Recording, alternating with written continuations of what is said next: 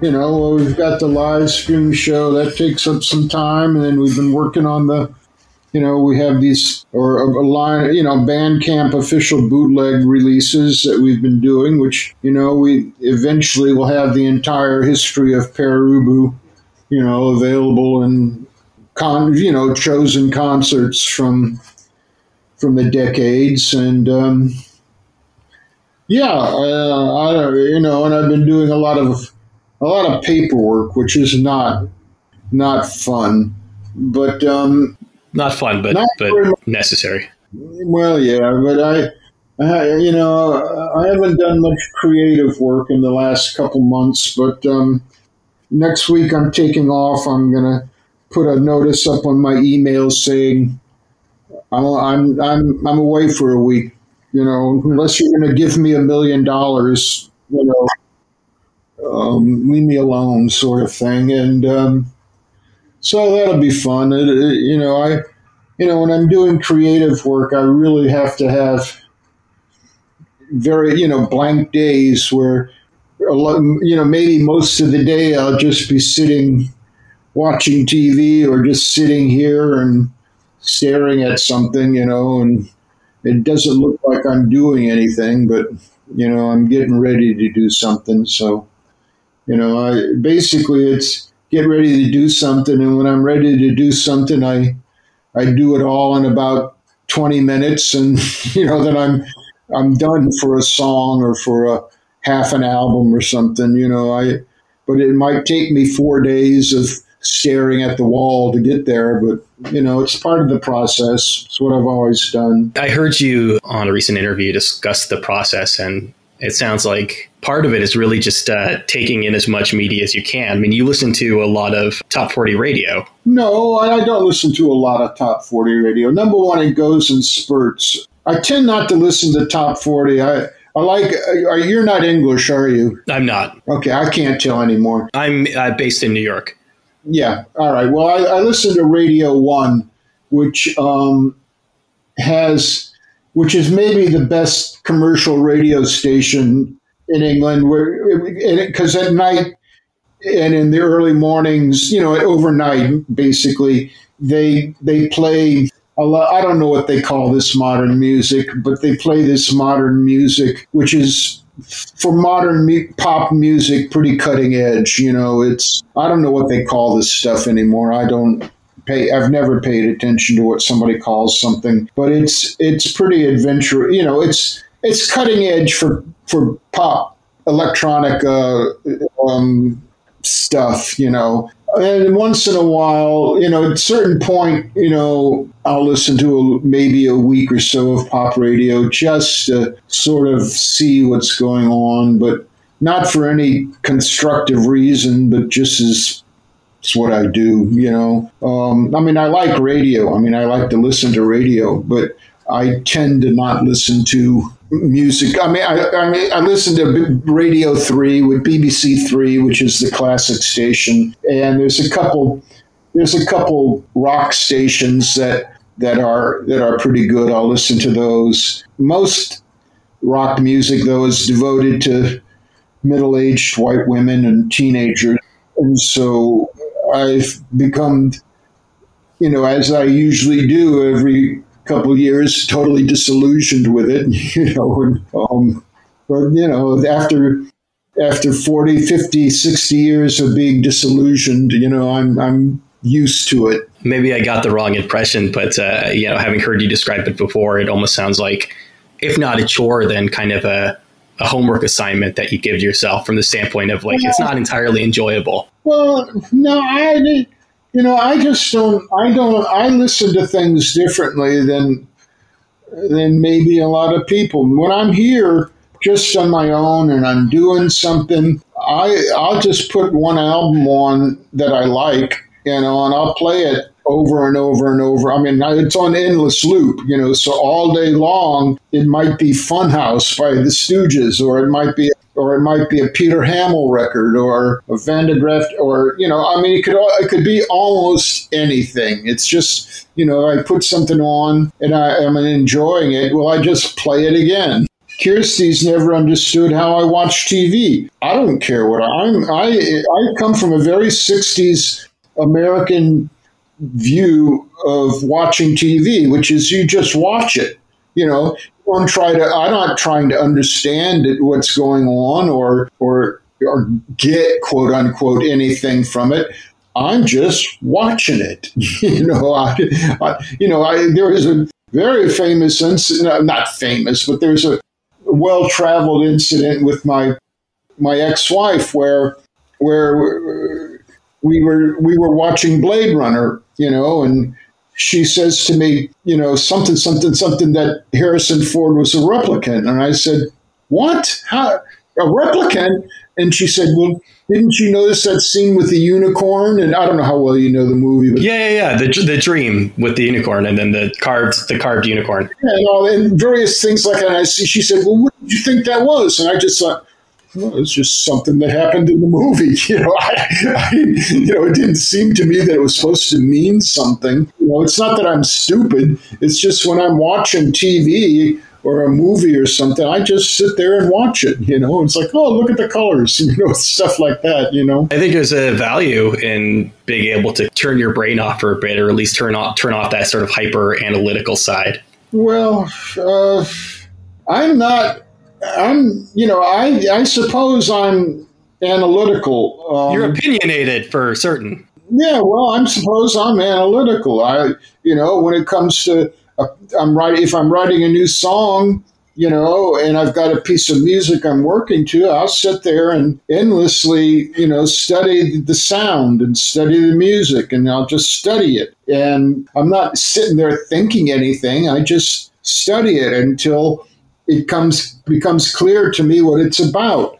I tend to be analytical. I don't now. The next part of that explanation is that there is no such thing as human thought. It's a total myth. So I don't think about anything. There is no such thing as thought. What happens is I study something and words come up in your brain, and that's what you would call a thought, but it's not a thought. You didn't generate it. It was well, it's complicated, but it was produced by a hieroglyphs of sensation, and I've always sort of been that way. I'm afraid. I don't know why, but that's just the way I am. I think the human brain is wired to make connections. Yeah, there is this sort of, lizard brain thing that we have wired into us where we see faces and things, where there aren't faces and things. Yeah, there's things like morphic resonance going on. There's all sorts of stuff going on that we have no grip and no concept of, and I've always very early in my life, I discovered a great truth, which is basically later summed up by Fortean science. Do you know what Fortean science is? I don't. That's okay. Most people don't. I don't want to pretend like I do. No, don't do that. There's no shame in not knowing Fortean science. But Fortean science basically says, let me see if I can phrase this right. Basically, Fortean science says there really isn't any point to studying something that you don't understand. What you need to study is the things that don't make any sense. In other words, the true frontiers of knowledge are in explaining why fish fall from the sky. It rains fish in the middle of Australia. Why living frogs will jump out of pieces of coal in a mine. Those are extreme examples of that's the stuff that should be studied, as opposed to, any other form of science. It's not to denigrate science, but as to why the rain falls, yeah, it's good to know that stuff, but it's much better to know why fish fall from the sky. I don't quite understand the distinction between what you don't know and what doesn't make sense. On the face of it, those two things seem very similar. Well, number one, it's very easily summed up in a phrase that I used many years ago and I've endlessly repeated, which is that a map only tells you what you already must know. If you want to get from here to the rock club in Spithole City, you don't need a map. You know where it is. A map's only going to help you organize your thoughts, you know. So that is, in the end, part of the explanation. Now, this may sound weird and extravagant and arty-farty, but, you know, tough luck.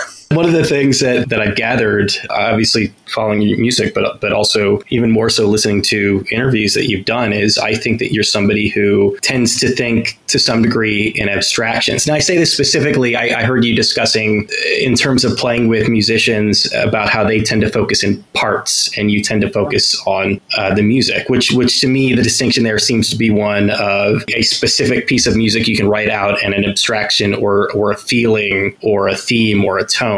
Well, it's the old forest for the trees sort of thing. Everything, you know, I base everything on rules. You know, there's rules. I mean, you know, I've said this from the beginning, and by beginning I mean 75 or whatever it was. I've said over and over that it's irrelevant who is in a band. You know, now this is totally unacceptable in the rock world, you know, where it's all based on personality cult and on, you know, the extravagance of the lead guitar, you know, whatever, Iggy Pop or Keith Richard or on and on and on. And my point has always been, it's irrelevant. Iggy Pop's irrelevant. You know, Keith Richard is irrelevant. Little Richard is irrelevant. You know, maybe Elvis wasn't irrelevant. I'm not going to go that far because you don't touch the holy and the mighty. It's the idea of a band that governs what the band is. And so you have a set of ideas and people come along and they don't necessarily fit the idea, but somebody comes along and you think, oh, we add this person to this set of ideas and this will be better, or this will be different, or you know, this will move somewhere. This will evolve in a direction that you know, it would be interesting to go down. You know, I don't sit there and go, it's got to evolve into this. I sit there and go, who can we add that will make it evolve into something a step further along? You know, and the rules aren't particularly hard to understand. You know, one of the big rules is the best guitar part's the one that requires you to move your fingers the least. You know, we don't pay for equipment. You know, there's 100 things. You know, all little nitpicky sort of things like, you know, about not being late. You know, or this thing and that thing, and if somebody will say, well, how can this govern a band? This rule that I can't even think of any of the rules now. Kirsty should be here. She'd remember them for me. You know, that's just the mystery of putting something together that's going to last decade after decade. You know, I must have done something right because all of Pere Ubu's history and the hundreds of little changes it's had, it's all still recognizable as Pere Ubu. You know, it has drifted off somewhere. I'm not doing Frank Sinatra covers. You know, there's not an album of, you know, that sort of stuff coming out. But that's all been in place from the beginning. But people don't want to hear about that. They want to hear about Peter Lochner and cocaine and, you know, that sort of stuff. You know, I mean, Peter is a good friend of mine. You know, I just resent the way his life has been taken from him and made into this, whatever it's been made into. No, I was talking to somebody, not about him specifically, but a similar idea recently, just about the mythos of dying young, I think is a big part of it. If you stick around long enough, to at least to a certain degree, and if you do interviews and you talk to people, you're around to clarify things and misconceptions. Well, also, and you're not, you know, the first thing to do is turn Peter into a victim, you know. And for whatever Peter's faults were, he was not a victim. You know, when he was alive, he was not a victim. You know, so I mean, I just resent that his life's been taken from him. he took his own life basically by abusing himself. But that was the end of it, you know. Since then, his life's been taken and abused. Far worse than he ever abused himself. But that's another. I don't want to go on too much about it. Are you able to articulate what that, at least the initial idea of Pere Ubu was, and what that theme is that's lasted through the decades? I mean, I can articulate it, but you got to remember that I'm articulating it 50 years later. So my ability to articulate it over the years has changed. You know, I mean, it's just that I come along one decade and I go, oh yeah, it was, you know. But basically, Pere Ubu was meant to finish the work that Rocket from the Tombs started. Now, nobody else in Pere Ubu wants to hear about that because they weren't in Rocket from the Tombs. You know, they have their other places they come from. But that's what the first ambition, that's what the initial impetus was to finish that off. Now, by finishing that off, I mean evolving it and making it into something that was the next step. Because Rocket from the Tombs achieved a certain first step, which was just this totally brutal, overdriven, absolutely out of control rock and roll music, you know, violent and brutal. I mean, you have no concept. I mean, even from the tapes, you have no concept of what an assault Rocket from the Tombs was. You know, one of our last shows was opening for television in Cleveland. And later, Richard Lloyd was in Rocket from Tombs, as I'm sure you know. And he was telling me the story about how he and Tom Verlaine were taking a walk out after watching our soundtrack, and they looked at each other and they said, that's a scary band. The idea of Pere Ubu for me in the beginning, the summer of 1975, was that I had this ambition to move Rocket to whatever the next step was going to be. In other words, to take this brutality and this assault and apply the technology and the techniques and the understanding to starting to tell more complicated stories. And so in the end, that's what my notion of Pere Ubu is going to be, that we're going to start here. We start with the ability to be Rocket from the Tombs. If we want to be Rocket from the Tombs for the next 50 years, we could have done that. That's not what I wanted to do, nor anybody else. So we would start there and move, you know, and start to tell stories and these stories would evolve over time, that these stories, our ability to tell stories with this assault mechanism would develop in some way, would evolve, so somewhere along the line, I began to say, well, the idea of Pere Ubu was to have a band that Herman Melville, Raymond Chandler, and I don't know who you want to say,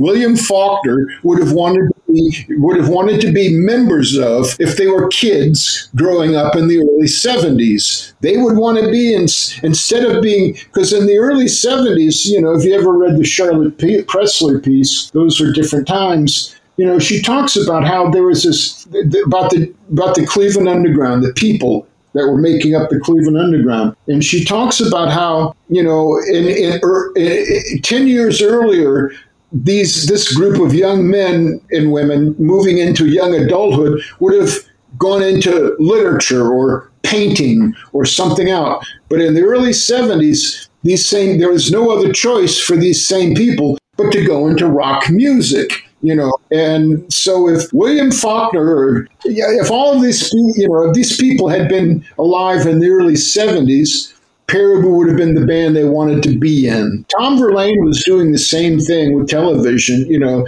the difference, you know, the race between television and us to get out the first single, self-produced single, was a close-run thing, and they won because something I don't want to talk about, but we were both headed to that direction, you know.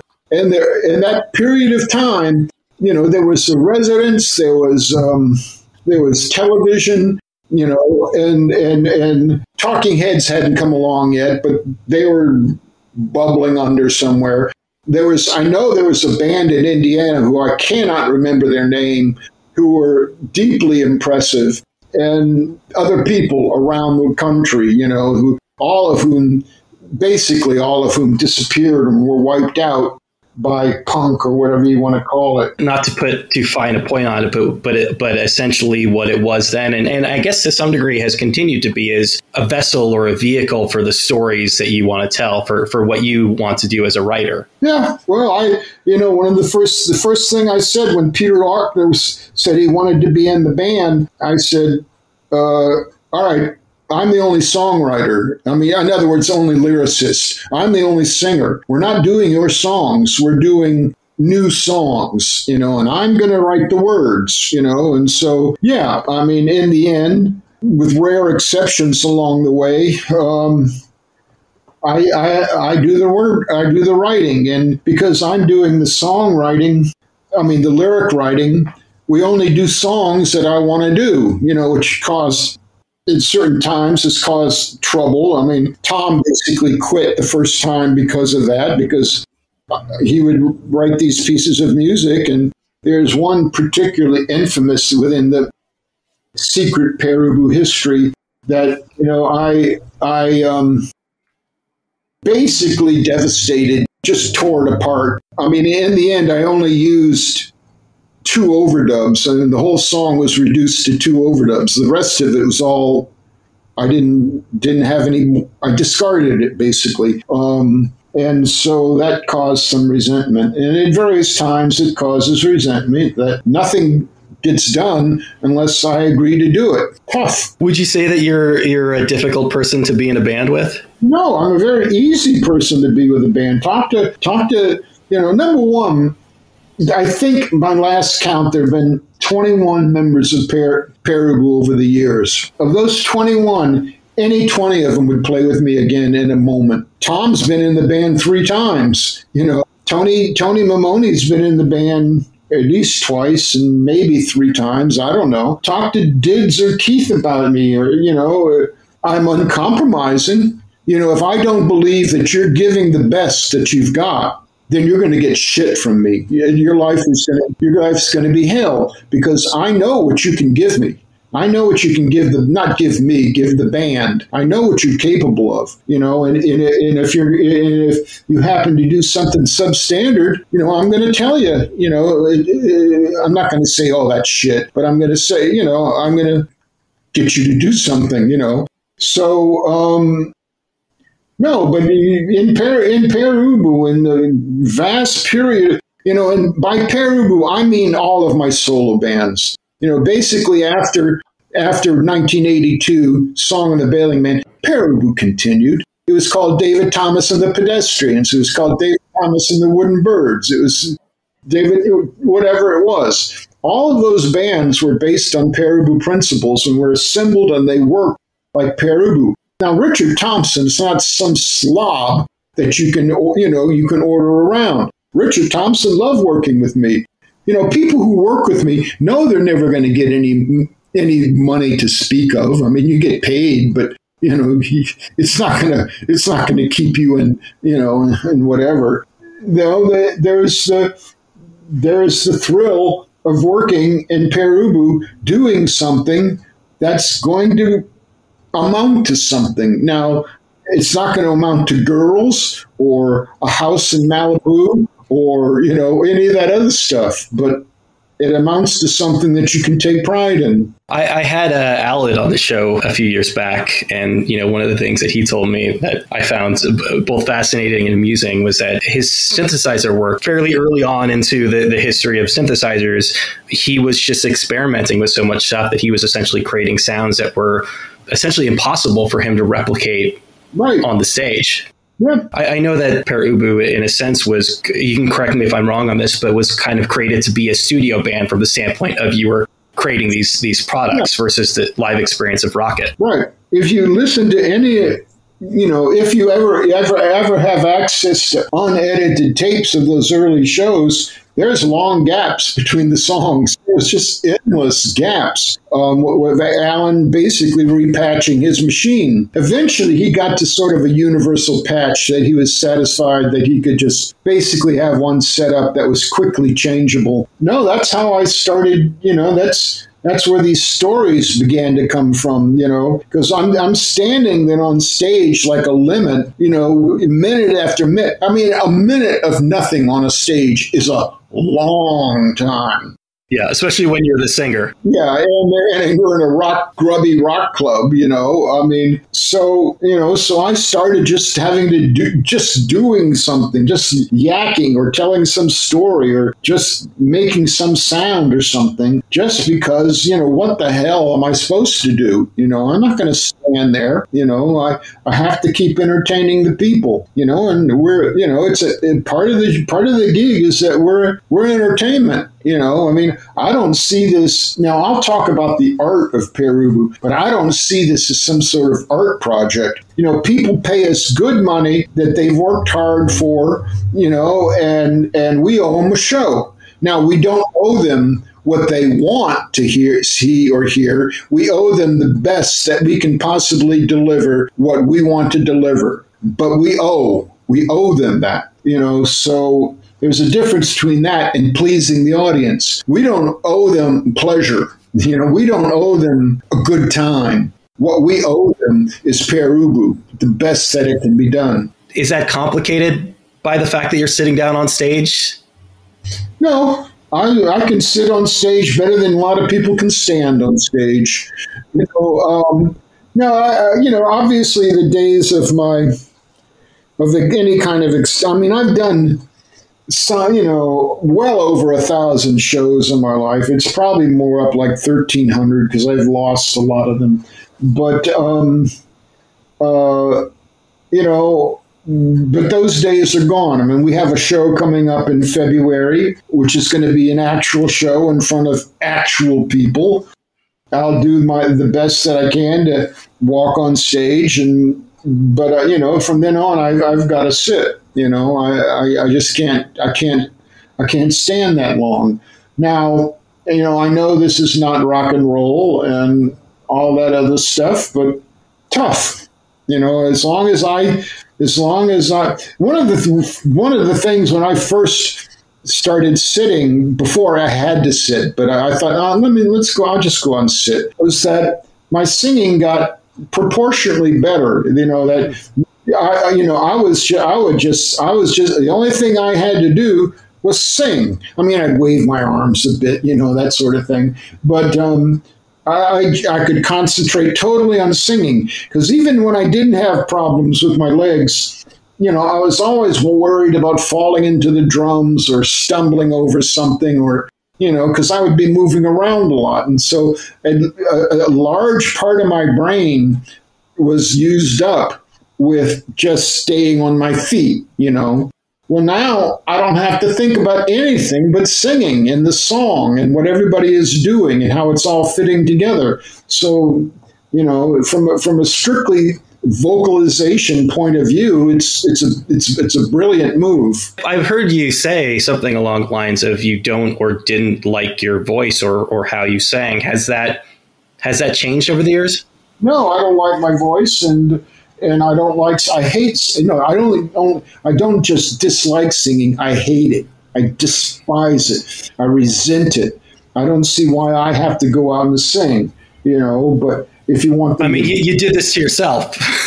Yeah. Well, I became the singer, I was going to be the guitar player, but I bought a guitar and started working on it, but it hurt my fingers, and there's too much nonsense I had to deal with. So I put it aside, and I went to everybody. I said, I'm the singer, and that worked. What are they going to say? No.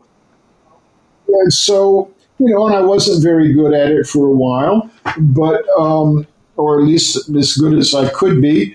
And I worked on it, and I'm a good singer. I don't get the credit for singing, much like Bob Dylan didn't get the credit for being a singer. Everybody was going on how Bob Dylan doesn't sing. Bob Dylan's a brilliant singer. Leonard Cohen is a brilliant singer. Let's not forget that Billie Holiday had a complete vocal range of 8 notes. She was only capable of singing 1 octave, and she's considered, and rightfully so, one of the great singers of all time. Singing has nothing to do with all that operatic nonsense of hitting the something or other over the something or other. You know what I mean? Sure, it's useful if you can. I mean, Ella obviously had a multi-octave range and knew how to use it. Yeah. Well, there's nothing wrong with having a multi-octave range. There's nothing wrong with having a 1-octave range. It's not what range you have. Hundreds of people are better singers than me that aren't even professional singers. But they're not professional singers. They don't, they're listening. I mean, my hearing is really not very good. It's never been good. But I can hear things in music that other people can't hear. There's this, again, in the mythology, the stories of Pere Ubu, there's this famous thing when my ex-wife and I were laying in bed, and she said to me, I wish that dog would stop barking. And I'm laying there thinking, what dog? And I'm starting to listen really hard. Just listen really hard. And I can't hear any dog. She's going on and on about it. But on the other hand, she, I would bring these two tracks to her. One had the bass really like outrageous, and one had the bass just sort of something rather. And I said, which do you like, the loud bass or the whatever bass? And she said, I can't tell it. They're both the same, So my hearing has always been very, very specific and very trained to sound.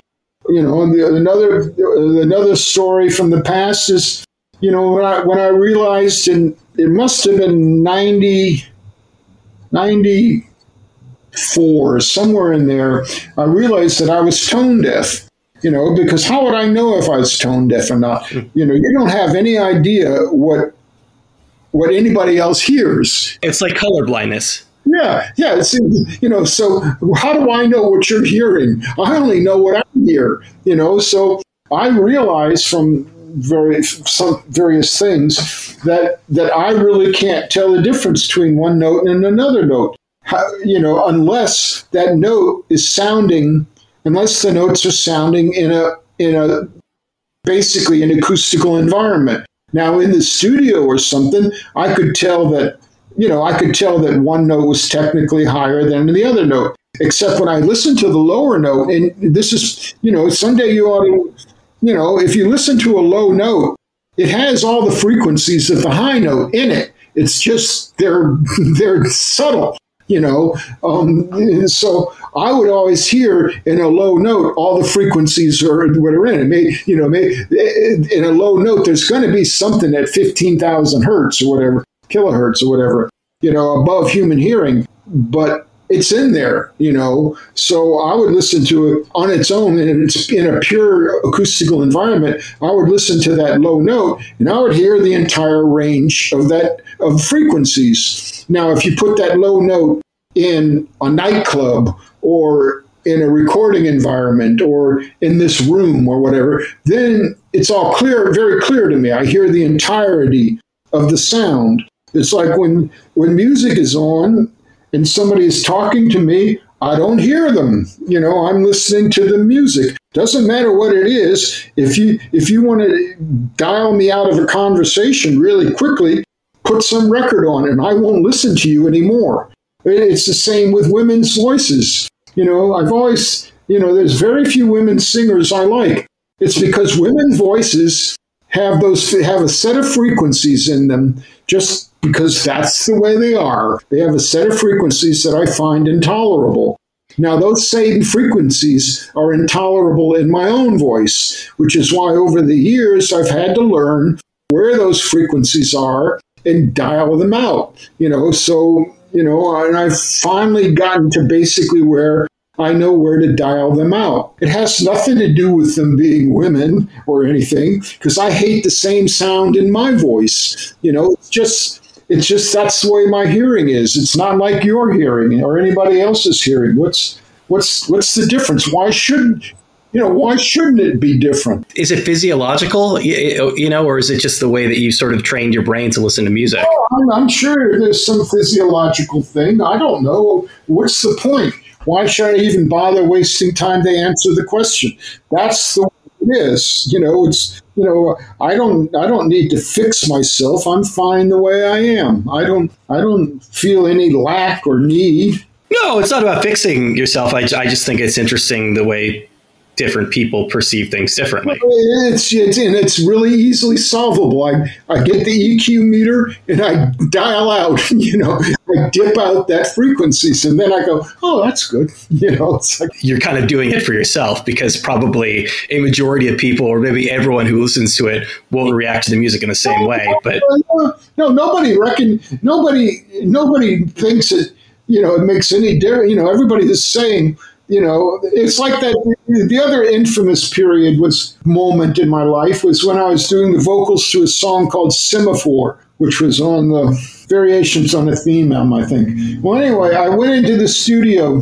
All the words were written. The song was done. I just had to sing it. So I went into Suma, and I started at 11 o'clock in the morning laying down vocals. I didn't finish. I didn't finish until 2 o'clock in the morning. There was no breaks in the whole thing. I would just do one take and I'd say, no, erase it. And I'd do another one and I'd say, no, erase it. And Paul, bless him, was very patient, though I think by 2 o'clock in the morning, he was pretty fried. And Alan Ravenstein was there for a lot of it. And he'd say, he kept on saying, it's all fine. It sounds that take sounds great. What's wrong with it? Let's go home, David. Well, I went home.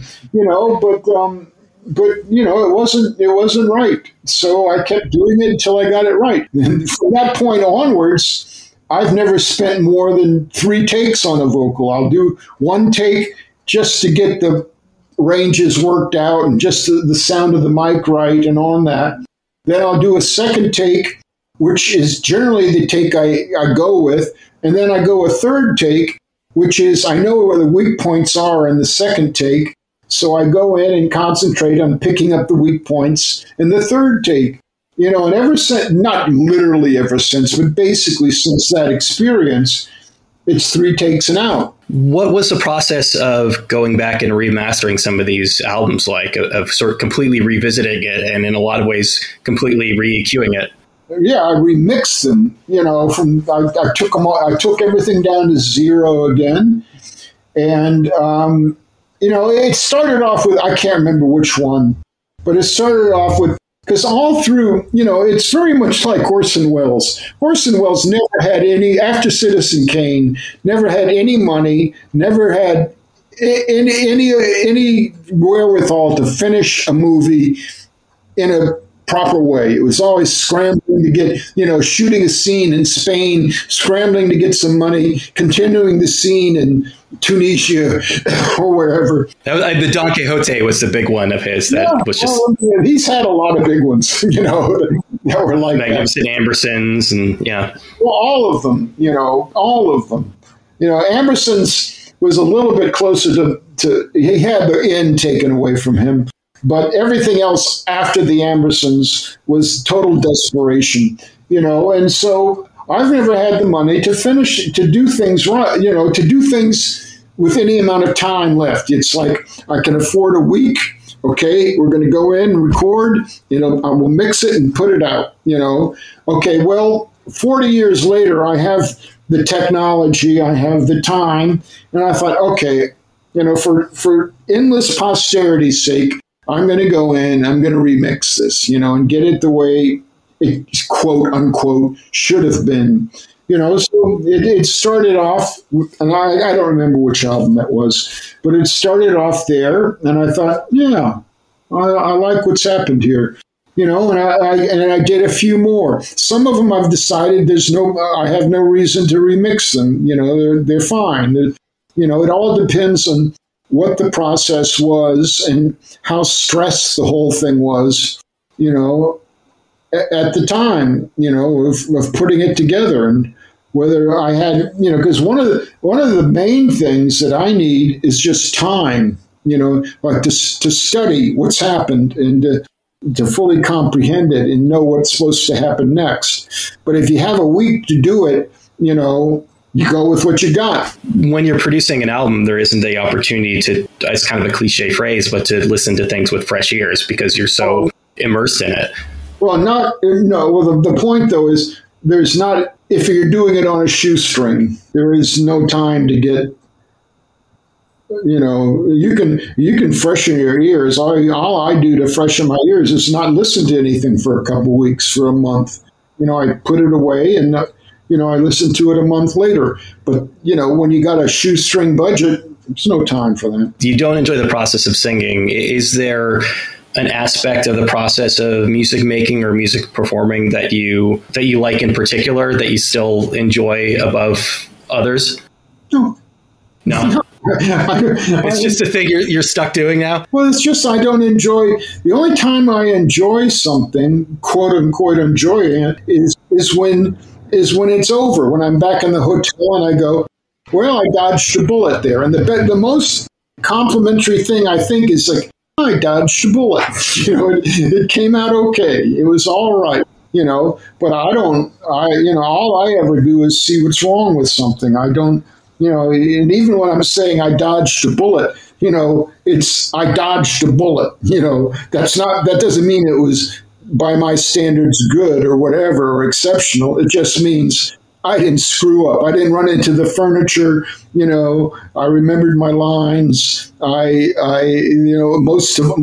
it was sung well. There's always something that's wrong. That's who I am. And everybody wants me. Did I enjoy it? No, I didn't. Usually I just lie because people don't want to hear, how you did. They want all this crap, And so more often than not, I lie. I said, yeah, it's a good show, but that's not what I think, But that's just, so what? I'm sure half the painters that we admire in life, felt the same way about finishing. I'm sure Leonardo da Vinci sort of grimaced when he looked at the Mona Lisa. It's like, oh God, I should have done that. It's just the way life is. It's the nature of the beast. I have it on good authority that Van Gogh was not a particularly happy person. I don't know if that's gotten around. You studied science very early on before this whole music thing happened, and it's sort of, I don't know, given some of the things that we've talked about and some of the things I know about you, it almost seems like that could have been a good fit from the standpoint of science has fairly well-defined rules in ways that maybe music doesn't necessarily. Well, yeah, but I would have broken them all. And number one, as a young man, I had an intuitive understanding of cell membranes and the molecular structures and activities of cell membranes. I wasn't interested in anything larger than a paramecium, and so I, very quickly, when I just went into high school, I was put into a college level course with a private tutor by the school, a lady who used to teach at the university there, basically in the end, they said, just don't bother coming to biology class anymore. If you show up once in a while, that'll be okay, because, I would skim through the text of the lessons and go, yeah, all right, so it's all obvious to me, and so I was pretty much destined to continue on that way. That was going to be my career. My brother was a chemical engineer who's basically made a fortune troubleshooting chemical processing plants in China. My sister was very high up in the U.S. Geology Department of water table research and hydrology and all that sort of stuff. So my family was kind of scientific, and so I was motoring through through my education, and there was these series of experiments, and that they always do, and there's one experiment, classic experiment, everybody does it, where you breed, it's supposed to show how genetics is behind evolution, and they have you breed fruit flies, and I said to the teacher, the tutor, I should do that, because everybody else is doing it. And she said, no, don't, you don't need to do that. Don't do that. And I said, no, I'll do it, So I did it, and I came to her and I said, genetics cannot be behind evolution. Genetics maintains the status quo. You cannot have mutations within the genetic code that will lead to evolution. And she said, yes, we all know that, but just say the words, say you believe it, because if you don't, you'll never get a job. You'll never get a good job worthy of your abilities, So she just said basically lie, okay? I know it doesn't sound right, David, but just lie, And I became very disillusioned, and I dropped the whole thing within about a week and a half. It was I dropped it all. I abandoned the entire rest of my education, which was supposed to be, pumping down that road, and I gave it all up. And so yeah, I had a very. You have no idea how easy molecular membranes, were to me. I just it was so obvious what's going on, and this thing and that thing and on and on and on. So music wasn't dogmatic in the same way that you felt the scientific community was? Well, I had no problem with dogma. I had a problem with lying about the dogma, accepting dogma as a little sheep for the sake of my career. I thought, well, I don't want a career then if the career is going to be dependent on whenever somebody comes along and says lie about that, that I'm going to lie about it, So, no, I had no interest in music. I remember very clearly, and I've said this a couple times, that I remember very clearly hearing Sounds of Silence by Simon and Garfunkel. You know the song. And I remember saying to somebody, it's such this rock music is so loud and disconcerting that I can't understand the words. I had no musical thing at all. Herb Alpert and the Tijuana Brass was kind of, I like these guys. This is good. Sort of thing. But my buddy,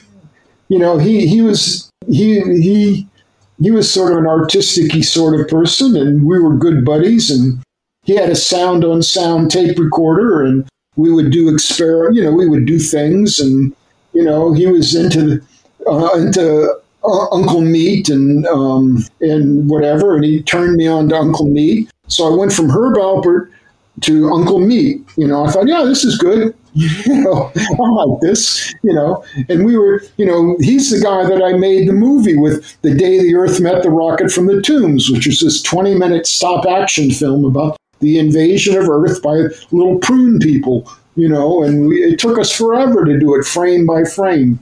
And I saw this other album by Frank Zappa called Hot Rats, and I bought, I just bought that because I like Frank Zappa, and it had this song Willie the Pimp on it with the singer, Captain Beefheart, and I thought, this is good. I like this singer. This is a good, I want to hear more from this guy. So I went out and bought Trout Mask Replica and Mirror Man and whatever else I could find, and all of a sudden, that's the sort of music I was listening to. Nobody had ever said that you're not supposed to like this music, or this is weird music. It was the same category as Herb Alpert and the Tijuana Brass. It's just a little bit different. That's all. That's how I looked at it. And so I dropped out of college, and I came back, and I was able to get a job doing art layout on a weekly entertainment magazine in Cleveland called The Scene. And so I was doing that. And then I was, I was laying out the paper with it on wax tables with X-Acto knives, cutting out, and I would start correcting the grammar, and I would have to do this by cutting out little apostrophes and moving them over a half a centimeter and on and on. So they said, why don't you be the copy editor? We'll all save ourselves time. So I became the copy editor. So I began rewriting all this copy, which was bad copy. And they said, well, look, why don't you just go out and do the reviews? We'll all save ourselves a lot of time. So, I started reviewing music, but being the way I didn't know anything about it. But if they gave me something to review, I would study it, and I would ask people, and I'd go down to the record shops and I'd study the album the best I could and put it in a context. And so I became interested in music. So I did that for a while. And then as I've said before many times, I got to the point where I said to myself, if I'm so smart, I should do this music stuff myself. So I started doing it. Now, it had nothing to do with having some ambition to do music. I was the last person in the world to do music. And have your feelings about The Sound of Silence changed? Well, yeah. I've heard far more raucous things in my life. I just got through telling you that, my favorite thing to do all day long is listen to Funhouse over and over again, screaming along with it, So, yeah, I'm used to a little bit more hardcore these days.